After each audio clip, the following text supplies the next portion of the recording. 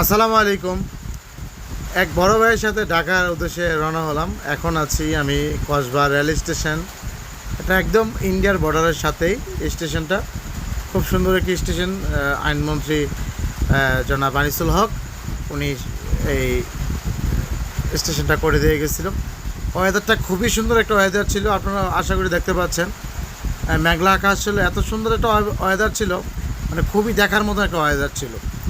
তো প্রচুর পরিমাণ ইয়া ছিল, এই গ্রাহক ছিল, মানে যাত্রী ছিল আর কি। তো আপনারা দেখলেন যে আমার বড় ভাই ভিডিওতে দেখতে পাচ্ছেন, ওনার সাথে আমি ঢাকা যাচ্ছি ওনাকে ডক্টর দেখানোর জন্য।